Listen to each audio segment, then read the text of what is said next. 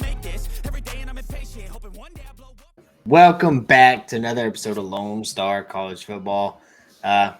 Baylor Bears had another home game this week against Long Island. Logan was in attendance for the game. How was Yes, sir, I was. how was the atmosphere? Man, it was actually, in my opinion, pretty good compared to what it seems like watching the games from from home. Yeah, I was actually shocked. Shout out to T-Rex, as a lot of people know him on Twitter, for helping me get there and invite me over to the tailgate, where I actually got to tailgate with Monterey Baldwin's parents. And Luca was running around harassing everybody. It was just a good time. Luka was being a menace, huh? Oh yeah, per usual. Well, the game, as far as TV, for a game that had, you said, pretty constant sprinkling, maybe not necessarily Yeah. rain, but definitely some thunder and lightning because they delayed it. And it sprinkling at least throughout. You said the whole pretty consistent, right?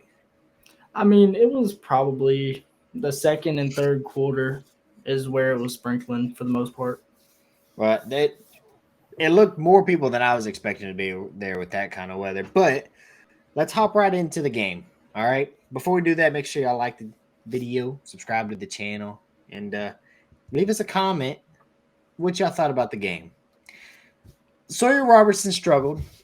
Okay, we're seeing now, based on the spring game, we thought, I personally was like, I think on the spring game, Sawyer should be the starter. After last week and this week, it's like, okay, there's probably a pretty good gap between him and Blake Shapen. What did you see out of Sawyer that was maybe an improvement from last week? And what did you see out of him that's like, no, I don't think he's going to be able to clean that up? I mean, the thing that stands out the most to me is just there's obviously a lack of chemistry between him and the receivers. I mean, the past two games he's thrown for under 50%. He finally threw his first touchdown this week to Drake Dabney. There was just a lot of plays where, especially at the beginning, you could tell that we wanted to throw the ball around and show off that we have the athletes at receiver. And Sawyer has all the arm strength that you could ask for. It's just that he's throwing the ball a little bit ahead, throwing the ball a little bit behind, making it tough for the receivers. We had a couple of drops that should have been caught. I mean, that happens every game. But at the same time, it's just a split second or maybe 6 inches too far ahead or too far behind to where it just makes it to where it's too difficult for the receivers to hold on to it while getting hit. And I will say Long Island's defense actually looked pretty good as far as coverage-wise. Dave Aranda said that they actually went over and started doing what Texas State did to try to stop us that way. Yeah, I saw the biggest thing for me for Sawyer, and I guess the expectations a little curved because it was a team like Long Island. No turnovers. That was the improvement. He protected the ball. And like you said, he also scored a touchdown. So definitely had an improvement protecting the ball, improvement getting the ball in the end zone. Like we talked about before we pressed record, the struggles would be the underthrows, the overthrows, pretty inconsistent. I mean, and kind of when you have problems with under and overthrowing, that's where a lot of your turnovers generally end up being is from not being able, you throw the ball too high on a slant route, there's a safety 10 yards behind that guy waiting on it. But he got out of that game. No turnovers for him. The biggest question on everybody's mind on the offensive side is why did Pendergrass get way more touches than Richard Reese? I don't know if it was way more, but it was more, right? Yeah. Dawson had 21 for 111 and a touchdown, and Richard Reese had 12 for 82 with 2 touchdowns. So Richard was doing better. So why didn't he get the ball more? He was running the ball great. I mean, I think it was more in the second half whenever he started picking it up, kind of later in the second quarter. I mean, at the beginning, he just wasn't making the right cuts on the first drive. And if you watch the presser after the game, you saw him talk about that. It's like it's small things with him that he's not getting right, and it's just throwing everything off. Like there's open gaps to where it'll be there for a split second, and he tries to take that one, and it's clogged. So he tries to bounce outside, and by that time, the defensive line's already collapsed into the gap. So that's a little bit tougher. I will say that Dawson is a kid that I watched and played against in high school, and he ran the same way that he did back in high school, where he's the one making contact. Mm-hmm. And that's another thing like Dom has been doing recently. He So just what's ran the hard. story there? Why didn't Richardson play? He had a high ankle sprain. I guess that happened later against Utah, and he was limited in practice this week. But closer, I think he said Thursday and Friday, he got to where he was doing the solo drills and walkthroughs and stuff like that. So we don't know anything for sure about the Texas game, but Dave might come out and say something tomorrow about that. Yeah. The running game was impressive. I mean, any day you can get 270 total rushing yards and 3 touchdowns. You're not mad at that on the ground. No. Yeah, I wasn't expecting to see Pendergrass get the majority of the touches. Also, Bryson Washington's right there with Richard 10. He only had 2 Yep. less. I don't understand the dynamic in this running back room because based on this game, you almost look at Richard Reese as a third string. You know, if Dominic Richardson was first, Dawson was second, touch wise. I mean, that would put him at third, close to fourth, considering Bryson Washington had almost just as many carries. And it's just not Yeah. what we expected to see. Especially, I mean, he's got 6.8 yards per carry. He did better than Pendergrass for the game. I'd like to see. Obviously, you and I are both big Richard Reese fans. We think he's got all the talent that he needs to really excel and leave college football with some pretty high awards. Kind of disappointing to not see him get showcased more in a tune-up game like this. Yeah. So thinking about that after the game, because I was really concerned with it, but then I started thinking, well, if we don't know anything about Dom about next week, then it might just be a little bit of load management. Don't want to risk anything at the same time. I will say our offensive line improved a lot over the week. No false starts, thankfully, for the first time this season. I also don't think they had a holding penalty, so they didn't put us behind the chains there. I feel like they did really well as far as pass blocking and run blocking.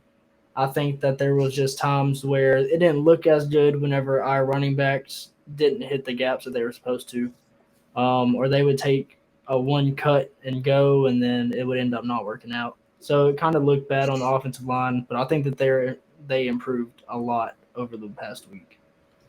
Yeah, for sure. Moving on to the defensive side of the ball. Long Island quarterback, 4 for 10, 41 yards. Pretty clear they were not trying to throw the ball all that much. Running, you gave up 143 yards. That's still 4.9 yards per carry. That's probably not as good as you'd want to see against this kind of team. And that's including y'all had 3 sacks. So there's also sack yards, could be anywhere from 20 to 35 yards there that are taken off of that because in college football, sack yards count against you. What are you seeing out of the defense that's making it hard? Because I mean, this is basically a glorified high school team. Yeah, I mean this game. What's not clicking? Are the linebackers not filling their running lane? Is the safeties not dropping down and helping? Is it just really seeing how big Siaka Ika was for that D line? I think more of this game. So going from the Utah game to Long Island, Utah, we were full of energy. You know, defense was flying around making plays, and then this week it was just there was almost nothing on the defensive side of the ball. I mean, we had guys making big plays, Mike Smith. I mean, just you name it. People making huge plays, open field tackles, great tackles, and nobody's hyping them up or anything. I've seen a lot of people talk about that, ask about that, and it's just like our defense didn't want to be there. Yeah. So Well, it's kind of tough to judge. I want to say that it was more like a linebackers not filling their spots as far as outside contain. I think corners really couldn't get off the blocks with the receivers for some reason. Safeties might have been playing a little bit too far back just to be able to get in there and actually make a play or to help out a tackle. anyway. So they had a lot of broken tackles. I did see that. That's one thing I noticed, that they broke a lot of tackles. And we were just arm tackling. So it's like we didn't want to be there defensively, is what it looked like. Yeah. Well, so far, y'all's defense is giving up 170 yards per game on the ground. And I think that's going to be – and I don't want to get into Baylor's defense is this or that, but it is kind of telling when you're playing a team that only threw the ball 14 times. So surely your defensive coordinator is almost saying we can run commit just about every play and be right, and to still give up 143 yards. I mean, it's not what you want to see, right? No.